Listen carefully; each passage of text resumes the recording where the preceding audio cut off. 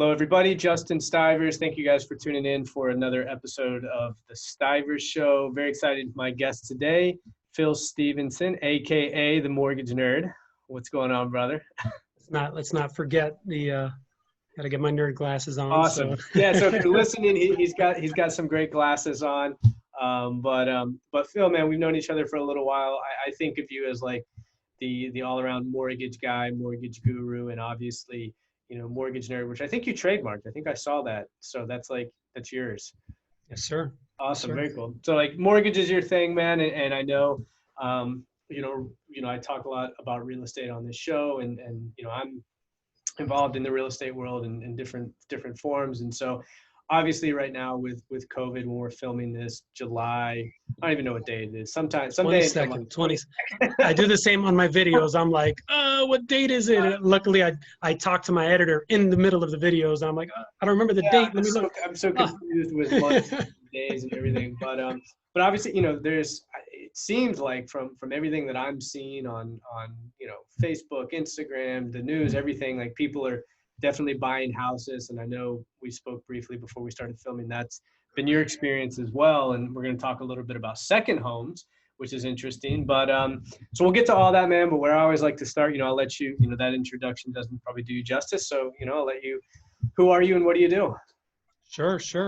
Well, thanks again for, thanks for having me on.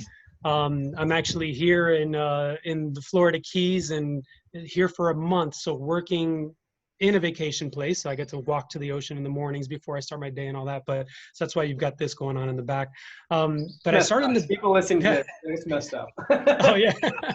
No, it's funny. I'll tell clients, I'm like, no, I'm in the Keys. And they're like, well, why are you talking to me? I'm like, because I have to work, it's, but, no, I started in the business in 2005.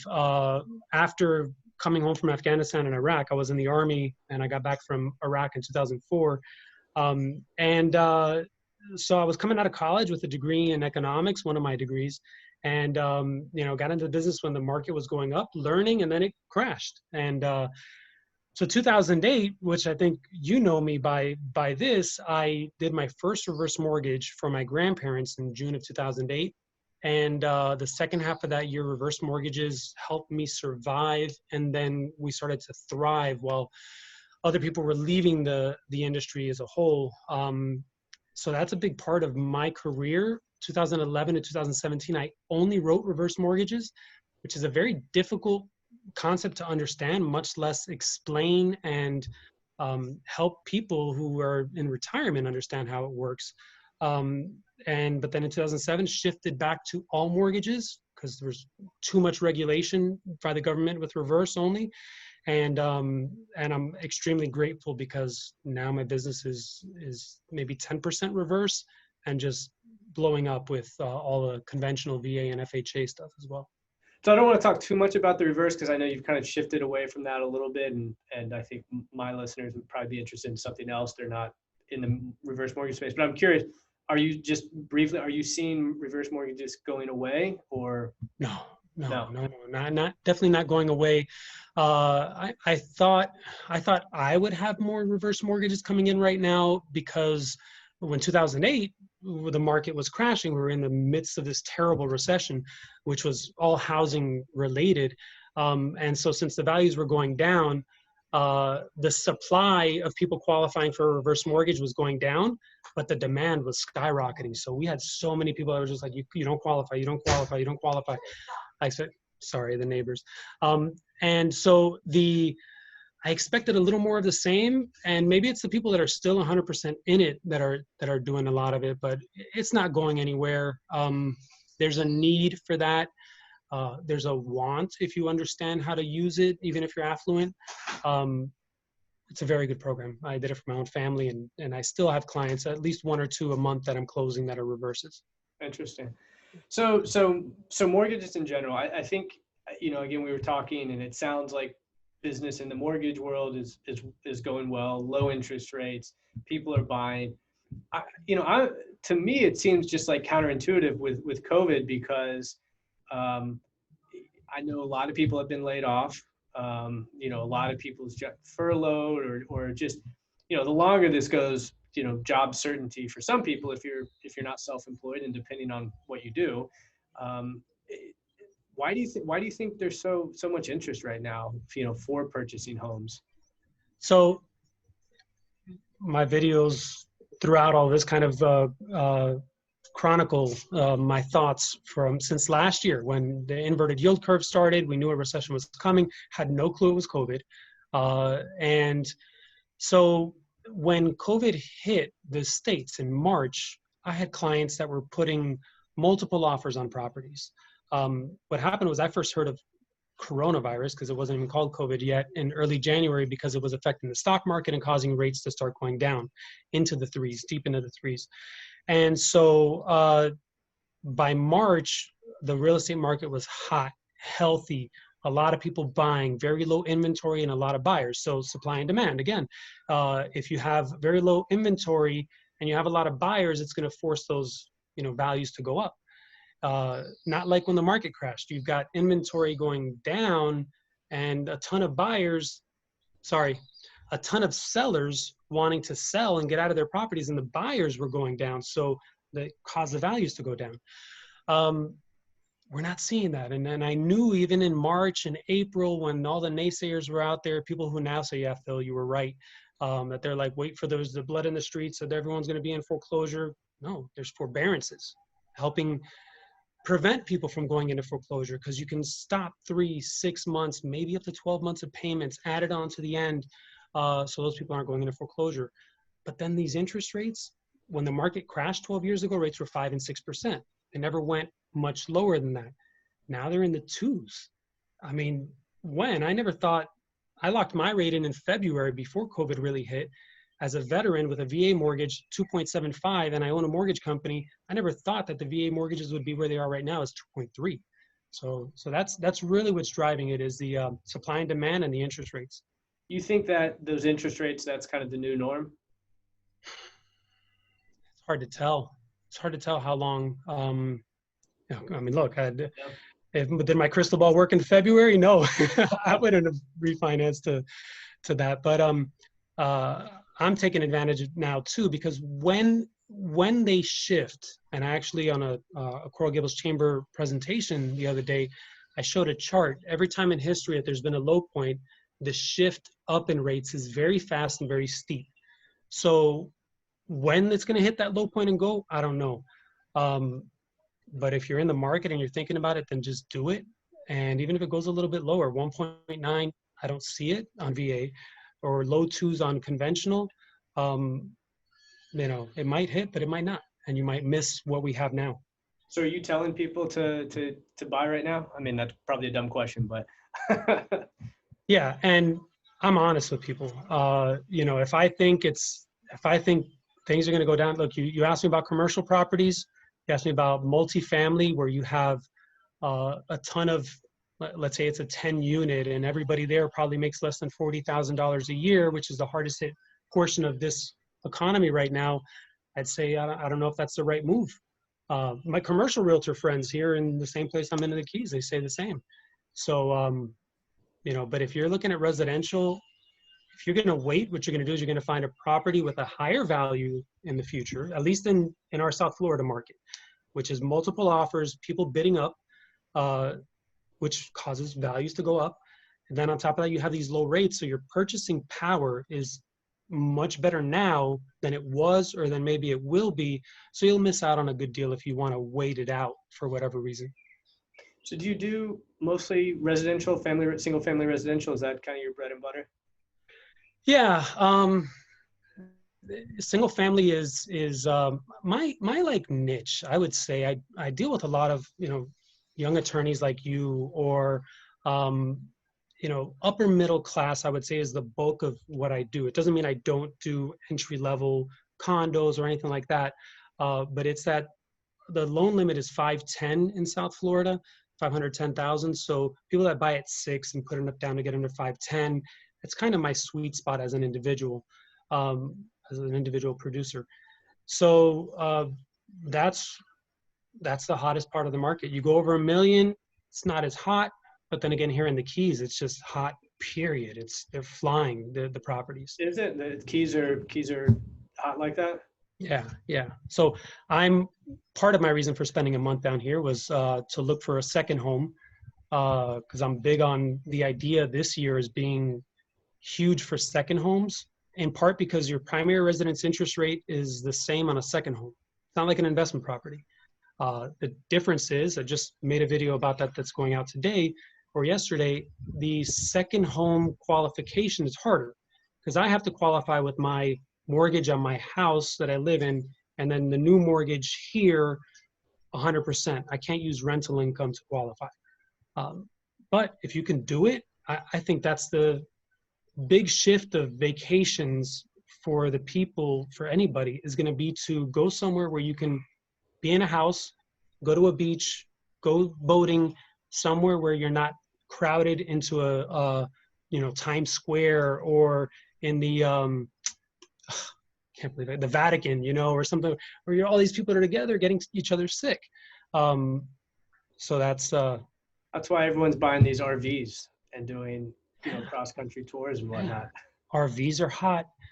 Had you bought an RV in March or April, you would have gotten a great deal, just like boats and cars, but now they're flying off the proverbial shelves. So, so I'm curious, because a lot of people watching are, kind of like your, I guess, ideal demographic, professionals, business owners, that sort of thing. What, and a lot of, let's just say business owners in general, one of their strategy is to be paper poor, right? They don't want to show a lot of income, but, I know for getting a mortgage, that's not super helpful. So this might be, really basic, but, I think a lot of people don't think about that. So do you kind of work with people, with business owners in that, to that period where like, hey, Phil, I'm thinking about, I want to get a property soon. And you're like, what's kind of your advice that you give to them? So pre-COVID, uh, bank statement loans was hot, and I would do a good amount of them. We were good at them because I like to do, obviously, like with reverse mortgages, the ones that other people don't like to do. Just like VA. As a veteran, I said when I came back in 2017 to doing forward mortgages, anything that's not reverse, I said I'm going to be good at VA because I'm a veteran and I'm going to build that, and it's blowing up for me with VA. So, and those are things that people don't like to do out of the norm. The bank statement loans we learned how to do, and they were really good. Their rates were getting down in the 4s and 5s. So someone like you or me, business owners, could say, I make 50,000 a year when you're really bringing in 200, 300 that you're living off of. Um, so you can't qualify for the house you want. We look at the deposits in the bank statement minus the expenses, the real expenses, not the accounted expenses, and you qualify. Well, COVID came, and anytime you have a recession, the secondary market that buys mortgage bonds after they close and they're packaged and they're sold and securitized, they only wanted the best paper, the best mortgages, the ones where people had the best scores and best income and everything. So the non-QM, the non-qualified mortgage bank statement loans were gone. They've come back, they're trickling in, but now 7% rate, lower loan to values. So now more than ever, anytime you hit a downturn, you need to show enough income to qualify to take advantage of stuff. And you need to have enough cash too, um, which, to wrap this question up, something I'm seeing a lot of is people wanting to, and I said it in early March, I made a Facebook Live, I said, you need to cash out now. People waited too long, they wanted to cash out on paid off properties. I think, and I tell people all the time, rates are in the 2s now. If you can get a mortgage in the 2s, you don't necessarily want to pay it off fast. Why? You can put that money into a retirement fund or another property. Um, so the whole idea of having a paid off house to cash out later really is hurting people in today's market. Yeah. So you'd rather leverage that debt and not just be rushing to pay it off. I want 5 properties, throughout Florida, different coasts, keys, with rates in the 2s, where I put very little down, and I have a nice 1-year reserve where I know instead of putting a lot down and putting extra, I know when the next whatever hits that maybe kills mortgages like it did 12 years ago, that I'm good. I can pay everything for a year. And that's an approach that I would do myself and tell people that's an option for you. So, just I know we're kind of running up our time. Just a couple, question or two. So why the keys? Why I'm curious, and I guess I'm curious. Is it popular? Is it popular for mostly for a second home? People from South Florida wanting to come down, or because I know we were talking before, you're wanting to raise the family and all of that. Is that becoming the new norm as well for that area? Um, I think it's both. I think the Keys have always had their, as I'm looking at properties and talking to owners, people are like, oh, my husband lived in Key Largo all his life. I grew up in Key West. And, so you get that group of people that have always been down here. It's a small town. When I drive from the office, if I go to the office and I drive in at 6, 7, 8 p.m., I'm like, it's a small town. Everything closes early. It's quiet. Um, but a lot of people can't commute, even now with the COVID changes. And so they have to live in Miami, but they can afford the property here and do vacation rentals. So you get a mix of both. And yeah, what you said is we went from thinking this is going to be a second home purchase down here to I'll give you the timeline of it. So a few weeks ago, the VA rates went down to the low twos. I have a VA mortgage on my single family home in Miami, and you have a certain amount of entitlement. So just the way that I think, I was like, man, what if I refinance that current one to a conventional loan, and now I get my entitlement back, and now VA, you can do jumbo up to $1 million with the zero down. Again, back to my hold as much money as possible with the lowest rate as possible. So I'm buying a house down here, under $1 million, 0% down. It's an area that's more family oriented, and I'm even getting the seller to pay most of my closing costs, and low twos. So we're going to commute on the days that we need to commute. Schools here are amazing, 13-to-1 student teacher ratio. I never knew. I never knew. Um, so yeah, so I think outside the box like that all the time, and I do it for my clients too. If they come to me and they're like, "Look, I'm thinking of these different things over the next several months," I actually sit there thinking about these people when I see that type of property, and then I'll send them a text. Like, "Oh, good idea, thanks." It's awesome. So last question. How are you able to, because you're a small business owner yourself, how are you, kind of able to, because I think a lot of people listening, myself included, envious of that idea of, working in the Keys, commute, kind of working, building that lifestyle. Challenges of doing that, and what advice would you give to people, maybe looking at trying to build that type of work-life balance? So what I would say first of all is people need to get out of the notion that a mortgage payment is extremely high. What do I mean by that?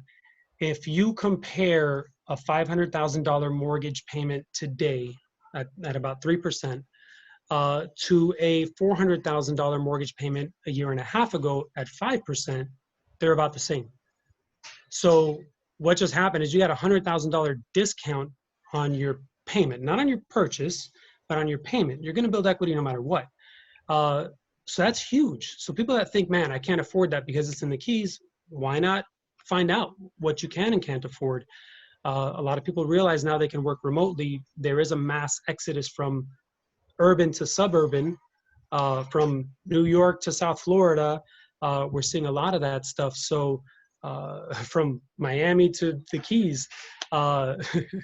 And, just the same way millennials were surveyed a couple years ago as saying that they need 20% down to buy a house. No, you need 3% to buy a house as a first-time home buyer. And, or 5% if you don't qualify as a first-time home buyer, because maybe you're on your mom's title of the house or whatever. Now, jumbo's a different animal. Jumbo you do need, which is over the 510, 552 in Monroe County.